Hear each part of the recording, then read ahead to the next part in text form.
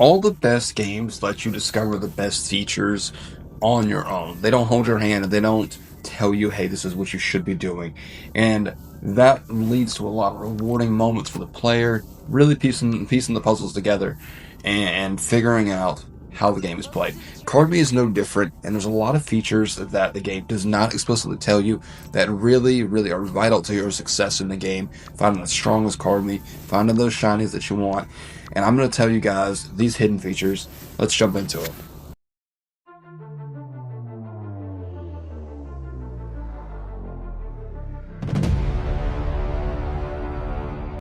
So tip number one that I want to give you guys is the trainer association that you should be utilizing.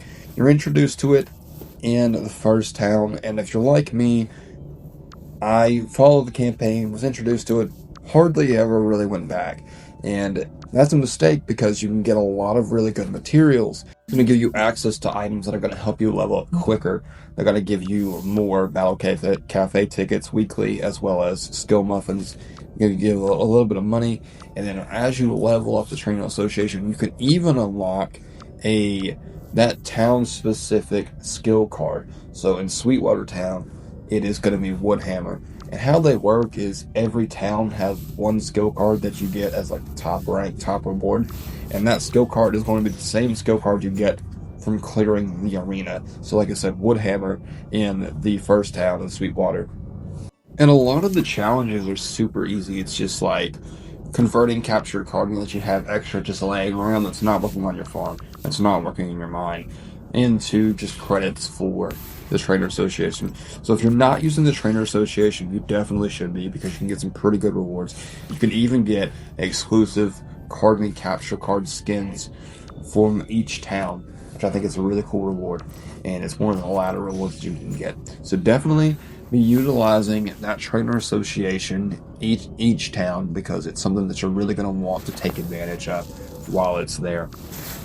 Moving on from there at tip number 2, and it's going to be Kardmi Research. And guys, this is so vaguely understood among the new players in Kardmi, because literally nowhere does this teach you about the game. At least I don't remember. I don't remember it ever telling me about the research system in Kardmi. So what the research system is every time you capture a Kardmi, you increase the research level by 10 points of that captured Kardmi. And it ranges from bronze level to all the way to master. So this is really important, because as you level up your research level of that Kardmi, more likely that Kardmi will spawn, and more likely that Kardmi will spawn as an alpha. This is really important, because a lot of people will come in my comments all the time and say, Critical, how do I get an alpha of this Kardmi? Do I just hope I get lucky? And admittedly, when I first started playing the game, that's what I did. I would log on, I would play a little bit, I would only capture the ones that I wanted, and I would only capture like one of them. Like, okay, I got that Kardmi. Let me just put the resources in and evolve it. And a lot of times that's a mistake, because if you just put a little patience and a little work in, you can actually capture multiple of those Kardmi. Feed your duplicates to the Trainer Association. So this feeds back into tip number 1. Feed your duplicates to the Trainer Association for reputation and rewards there, and also increase that research level of said Kardmi, so that you're increasing the odds of an alpha spawn. Now, if you are newer, you don't know what an alpha is, an alpha will appear on the map as an oversized version of a specific Kardmi. They'll have like a little horn logo around them on the map, and they have glowing red eyes, and what they are is they have better stats than the traditional Kardmi. You'll look at your stat page, sometimes you'll see like a little silver outline around a stat, it'll have a little silver crown on it, and then other times it will have a gold crown, and these are the very best stats that you can get for that Kardmi. A lot of times, if you have just a regular base Kardmi, they're going to have okay stats, they can obviously be improved, but as I said, your research level is the key to getting these alphas to spawn. Additionally, another feature that you unlock by following the research level of Kardmi is you will unlock the Safari system. Now, when I first started Kardmi, I saw the Safari system, and I wasn't aware of the research level being a factor. But what I thought the Safari system was, coming from Pokemon, was a place to AFK level my Kardmi. And that is just not the case. What it is it allows you to increase your AFK farming of Kardmi in the game. So, for example, I could bring in a Lotus Bud, one of the little grass snakes, and this is what I did to get my shiny.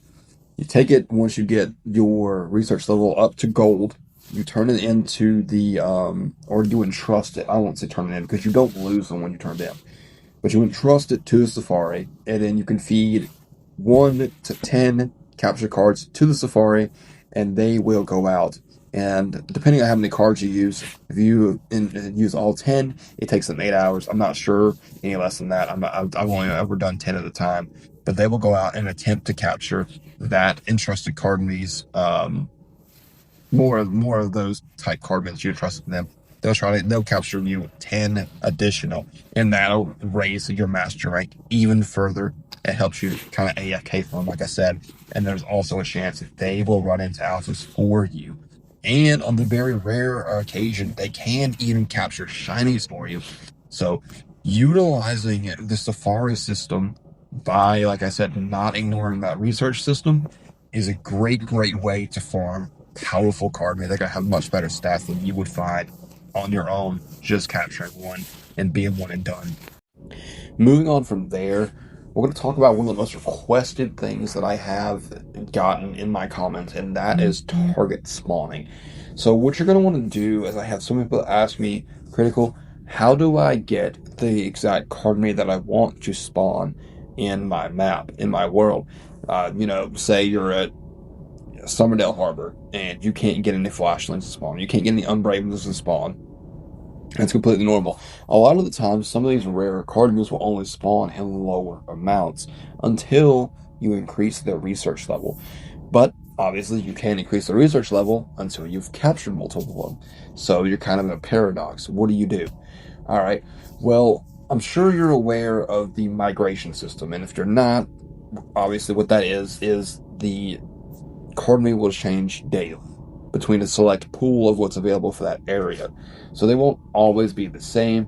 However, what you may not be aware of is that you cannot clear out the map of Kardmi. You will never capture all the map on Kardmi, and there'll be no more to capture for the day.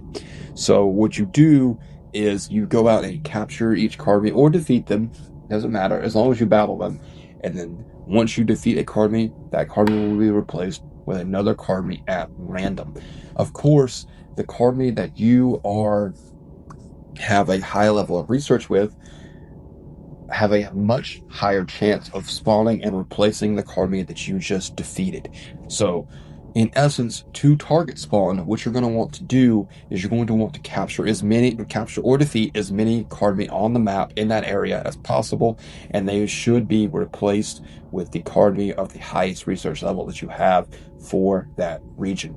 This is how you're going to target spawn what you're wanting to capture and how you're going to spawn in those alphas that you want to capture. So many people ask me about this, and it's such a little known fact when it comes to Kardmi, and I'm really happy that I can take this moment to kind of educate the community and really help you guys capture the Kardmi that you want, because I know nothing's more frustrating than logging on and not seeing the Kardmi that you want and be like, dang, I guess I can't catch this Kardmi today. I guess I can't evolve this Kardmi today. So really, you guys hone on. If you take nothing else away from this video, take this away from this video. Clearing out the map will always be worth your time, because they will be replaced with Kardmi that you have put in the work to level up the research level. And then the last thing I want to talk about is nothing related to target spawning or research level. This is just an extra tip I wanted to throw in there at number 5, because I feel like it's important as well. For people who are struggling with the in-game currency and having enough money to actually buy healings every day, or incubate eggs, which also cost credits, or do other things like level up your skills. If you will go to each town, we're going to talk about town battles, because these are very important.